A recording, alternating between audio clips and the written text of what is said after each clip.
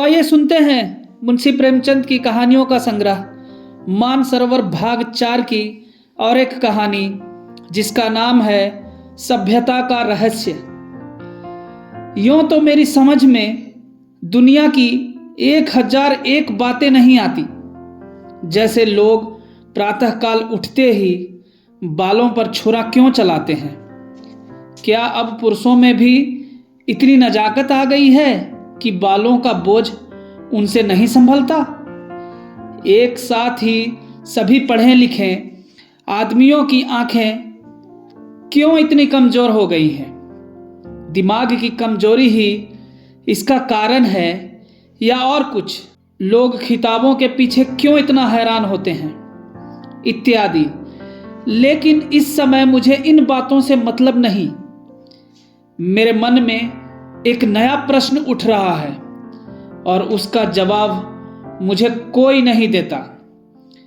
प्रश्न यह है कि सभ्य कौन है और असभ्य कौन है। सभ्यता के लक्षण क्या हैं। सरसरी नजर से देखिए तो इससे ज्यादा आसान और कोई सवाल ही ना होगा। बच्चा बच्चा इसका समाधान कर सकता है। लेकिन जरा गौर से देखिए तो प्रश्न इतना आसान नहीं जान पड़ता।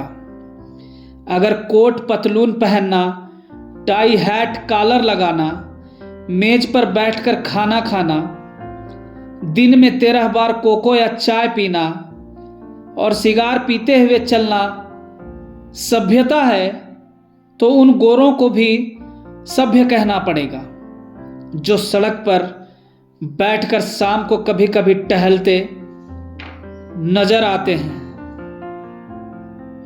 शराब के नशे से आंखें सुर्ख, पैर लड़खड़ाते हुए रास्ता चलने वालों को अनायास छेड़ने की धुन। क्या उन गोरों को सभ्य कहा जा सकता है? कभी नहीं। तो यह सिद्ध हुआ कि सभ्यता कोई और ही चीज है। उसका देह से इतना संबंध नहीं है जितना मन से। मेरे इने गिने मित्रों में एक राय रतन किशोर भी हैं। आप बहुत ही सहृदय, बहुत ही उदार, बहुत शिक्षित और एक बड़े ओहदेदार हैं। बहुत अच्छा वेतन पाने पर भी उनकी आमदनी खर्च के लिए काफ़ी नहीं होती। 1/4 वेतन तो बंगले ही की भेंट हो जाती है। इसलिए आप बहुधा चिंतित रहते हैं। रिश्वत तो नहीं लेते, कम से कम मैं नहीं जानता। हालांकि कहने वाले कहते हैं, लेकिन इतना जानता हूं कि वह भत्ता बढ़ाने के लिए दौरे पर बहुत रहते हैं। यहां तक कि इसके लिए हर साल बजट की किसी दूसरे मद से रुपये निकालने पड़ते हैं। उनके अफसर कहते हैं, इतने दौरे क्यों करते हो? तो जवाब देते हैं, इस जिले का काम ही ऐसा है कि जब तक खूब दौरे न किए जाए रियाया शांत नहीं रह सकती। लेकिन मजा तो यह है कि राय साहब उतने दौरे वास्तव में नहीं करते जितने कि अपने रोज नामचे में लिखते हैं। उनके पड़ाव शहर से 50 मील पर होते हैं। खेमे वहां गड़े रहते हैं, कैंप के अमले वहां पड़े रहते हैं और राय साहब घर पर मित्रों के साथ गपशप करते हैं। पर किसी की मजाल है कि राय साहब की नेक नियत पर संदेह कर सके। उनके सभ्य पुरुष होने में किसी को शंका नहीं हो सकती। एक दिन मैं उनसे मिलने गया। उस समय वह अपने घसियारे दमड़ी को डांट रहे थे। दमड़ी रात दिन का नौकर था, लेकिन घर रोटी खाने जाया करता था। उसका घर थोड़ी ही दूर पर एक गांव में था। कल रात को किसी कारण से यहां ना आ सका, इसलिए डांट पड़ रही थी।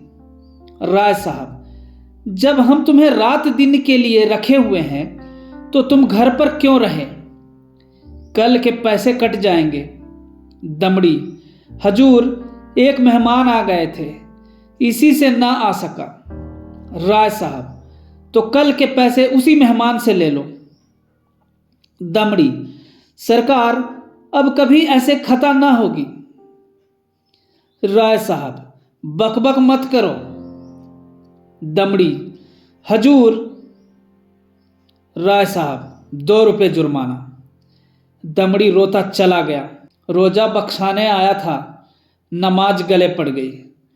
2 रुपये जुर्माना ठुक गया। खता यही थी कि बेचारा कसूर माफ कराना चाहता था। यह एक रात को गैर हाजिरी होने की सजा थी।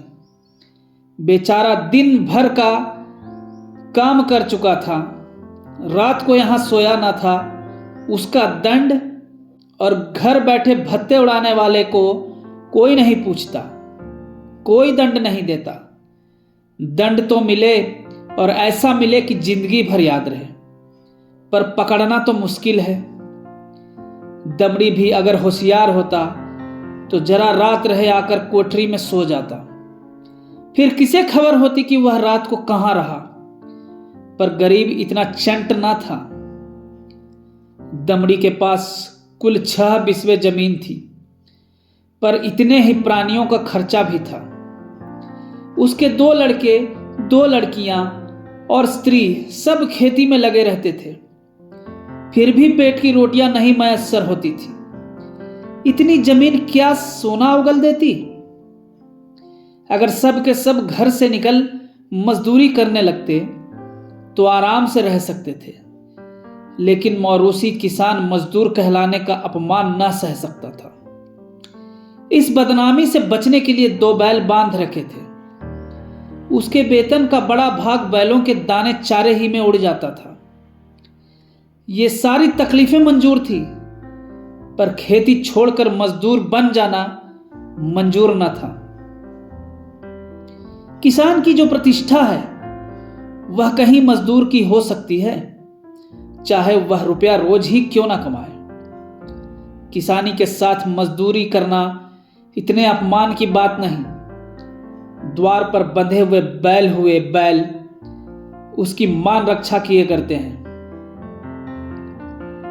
पर बैलों को बेचकर फिर कहां मुंह दिखलाने की जगह रह सकती है। एक दिन राय साहब उसे सर्दी से कांपते देखकर बोले, कपड़े क्यों नहीं बनवाता? कांप क्यों रहा है? दमड़ी, सरकार, पेट की रोटी तो पूरा ही नहीं पड़ती, कपड़े कहां से बनवाऊं? राय साहब, बैलों को बेच क्यों नहीं डालता? सैकड़ों बार समझा चुका, लेकिन ना जाने क्यों इतनी मोटी सी बात तेरी समझ में नहीं आती। दमड़ी, सरकार, बिरादरी में कहीं मुंह दिखाने लायक न रहूंगा। लड़की की सगाई ना हो पाएगी, टाट बाहर कर दिया जाऊंगा। राय साहब, इन्हीं हिमाकतों से तुम लोगों की यह दुर्गति हो रही है। ऐसे आदमियों पर दया करना भी पाप है। मेरी तरफ फिर कर। क्यों मुंशी जी, इस पागलपन का भी कोई इलाज है? जाड़ों मर रहे हैं, पर दरवाजे पर बैल जरूर बांधेंगे। मैंने कहा, जनाब, यह तो अपनी अपनी समझ है। राय साहब, ऐसी समझ को दूर से सलाम कीजिए। मेरे यहां कई पुस्तों से जन्माष्टमी का उत्सव मनाया जाता था। कई हजार रुपयों पर पानी फिर जाता था। गाना होता था, दावतें होती थी, रिश्तेदारों को न्योते दिए जाते थे, गरीबों को कपड़े बांटे जाते थे। वालिद साहब के बाद पहले ही साल मैंने उत्सव बंद कर दिया। फायदा क्या? मुफ्त में 4-5 हजार की चपत खानी पड़ती थी। सारे कस्बे में बावेला मचा, आवाजें कसी गई। किसी ने नास्तिक कहा, किसी ने ईसाई बनाया, लेकिन यहां इन बातों की क्या परवाह। आखिर थोड़े ही दिनों में मेरा सारा कोलाहल शांत हो गया। अजी, बड़ी दिल लगी थी। कस्बे में किसी के यहां शादी हो, लकड़ी मुझसे ले। पुस्तों से यह रस्म चली आती थी। वालिद तो दूसरों से दरख्त मोल लेकर इस रस्म को निभाते थे। थी हिमाकत या नहीं, मैंने फौरन लकड़ी देना बंद कर दिया।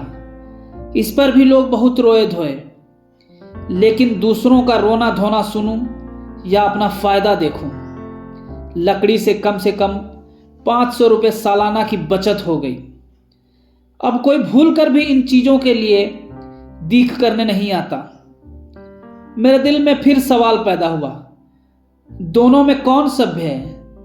कुल प्रतिष्ठा पर प्राण देने वाले मूर्ख दमड़ी, या धन पर कुल मर्यादा को बलि देने वाले राय रतन किशोर?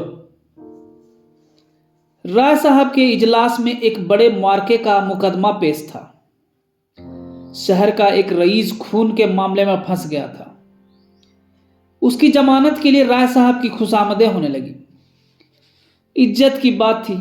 रईस साहब का हुक्म था कि चाहे रियासत बिक जाए, पर इस मुकदमे से बेदाग निकल जाऊं।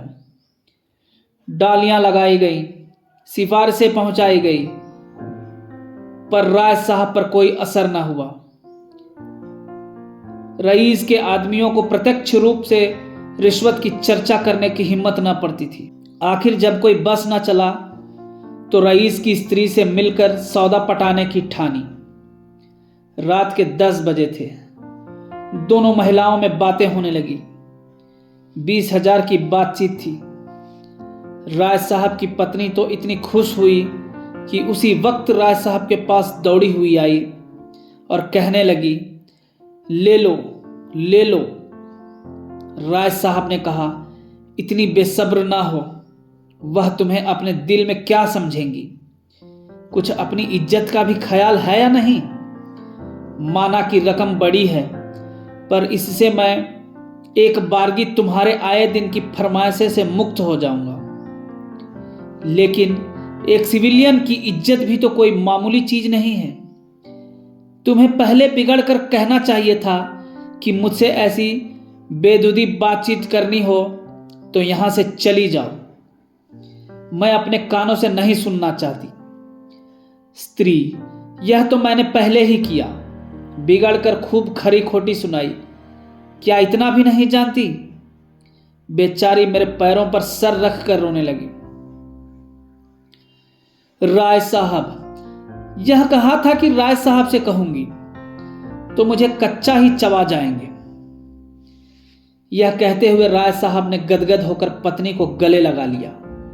स्त्री, अजी, मैं ना जाने ऐसी कितनी ही बातें कह चुकी, लेकिन किसी तरह टाले नहीं टलती। रो रो कर जान दे रही है। राय साहब, उससे वादा तो नहीं कर लिया? स्त्री, वादा? मैं रुपए लेकर संदूक में रख आई। नोट थे। राय साहब, कितनी जबरदस्त अहमक हो। ना मालूम ईश्वर तुम्हें कभी समझ भी देगा या नहीं। स्त्री, अब क्या देगा? देना होता तो देना दी होती। राय साहब, हाँ, मालूम तो ऐसा ही होता है। मुझसे कहा तक नहीं और रुपए लेकर संदूक में दाखिल कर लिए। अगर किसी तरह बात खुल जाए तो कहीं का ना रहूं। स्त्री, तो भाई सोच लो, अगर कुछ गड़बड़ हो तो मैं जाकर रुपए लौटा दूं। राय साहब, फिर वही हिमाकत। अरे अब तो जो कुछ होना था हो चुका। ईश्वर पर भरोसा करके जमानत लेनी पड़ेगी। लेकिन तुम्हारी हिमाकत में शक नहीं। जानती हो, यह सांप के मुंह में उंगली डालना है। यह भी जानती हो कि मुझे ऐसी बातों से कितनी नफरत है, फिर भी बेसब्र हो जाती हो। अब की बार तुम्हारी हिमाकत से मेरा व्रत टूट रहा है। मैंने दिल में ठान लिया था कि अब इस मामले में हाथ ना डालूंगा, लेकिन तुम्हारी हिमाकत के मारे जब मेरी कुछ चलने भी पाए। स्त्री, मैं जाकर लौटाए देती हूं। राय साहब, और मैं जाकर जहर खा लेता हूं। इधर तो स्त्री पुरुष में यह अभिनय हो रहा था, उधर दमड़ी उसी वक्त अपने गांव के मुखिया के खेत से ज्वार काट रहा था। आज वह रात भर की छुट्टी लेकर घर गया था। बैलों के लिए चारे का एक तिनका भी नहीं है। अभी वेतन मिलने में कई दिन की देर थी। मोल ले ना सकता था। घर वालों ने दिन को कुछ घास छीलकर खिलाई तो थी, लेकिन ऊंट के मुंह में जीरा। उतनी घास से क्या हो सकता था? दोनों बैल भूखे खड़े थे। दमड़ी को देखते ही दोनों पूंछें खड़ी करके हुंकारने लगे। जब वह पास गया तो दोनों उसकी हथेलियां चाटने लगे। बेचारा दमड़ी मन मसोस कर रह गया। सोचा इस वक्त तो कुछ हो नहीं सकता, सवेरे किसी से कुछ उधार लेकर चारा लाऊंगा। लेकिन जब 11 बजे रात उसकी आंखें खुली तो देखा कि दोनों बैल अभी तक नाद पर खड़े हैं। चांदनी रात थी। दमड़ी को जान पड़ा कि दोनों उसकी ओर उपेक्षा और याचना की दृष्टि से देख रहे हैं। उनकी क्षुधा वेदना देखकर उसकी आंखें सजल हो आई। किसान को अपने बैल अपने लड़कों की तरह प्यारे होते हैं। वह उन्हें पशु नहीं, अपना मित्र और सहायक समझता। बैलों को भूखे खड़े देखकर नींद आंखों से भाग गई। कुछ सोचता हुआ उठा, हंसिया निकाली और चारे की फिक्र में चला। गांव के बाहर बाजरे और ज्वार के खेत खड़े थे। दमड़ी के हाथ कांपने लगे, लेकिन बैलों की याद ने उसे उत्तेजित कर दिया। चाहता तो कई बोझ काट सकता था, लेकिन वह चोरी करते हुए भी चोर न था। उसने केवल उतना ही चारा काटा जितना बैलों को रात भर के लिए काफी हो। सोचा अगर किसी ने देख भी लिया तो उससे कह दूंगा बैल भूखे थे इसलिए काट लिया। उसे विश्वास था कि थोड़े से चारे के लिए कोई मुझे पकड़ नहीं सकता। मैं कुछ बेचने के लिए तो काट नहीं रहा हूं। फिर ऐसा निर्दयी कौन है जो मुझे पकड़ ले? बहुत करेगा, अपने दाम ले लेगा। उसने बहुत सोचा। चारे का थोड़ा होना ही उसे चोरी के अपराध से बचाने को काफी था। चोर उतना काटता जितना उससे उठ सकता। उसे किसी के फायदे और नुकसान से क्या मतलब? गांव के लोग दमड़ी को चारा लिए जाते देखकर बिगड़ते जरूर, पर कोई चोरी के इल्जाम में ना फंसाता। लेकिन संयोग से हल्के के थाने का सिपाही उधर जा निकला। वह पड़ोस के एक बनिए के यहां जुआ होने की खबर पाकर कुछ ऐंठने की ठोह में आया था। दमड़ी को चारा सिर पर उठाते देख तो संदेह हुआ। इतनी रात गए कौन चारा काटता है? हो ना हो कोई चोरी से काट रहा है। डांट कर बोला, कौन चारा लिए जाता है? खड़ा रह। दमड़ी ने चौंक कर पीछे देखा तो पुलिस का सिपाही। हाथ पांव फूल गए। कांपते हुए बोला, हुजूर थोड़ा ही सा काटा है, देख लीजिए। सिपाही, थोड़ा काटा हो या बहुत, है तो चोरी। खेत किसका है?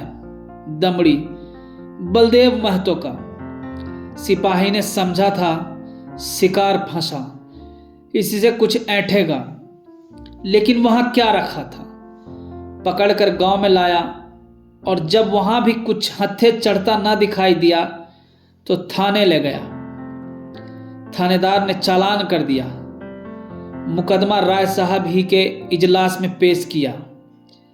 राय साहब ने दमड़ी को फंसे हुए देखा तो हमदर्दी के बदले कठोरता से काम लिया।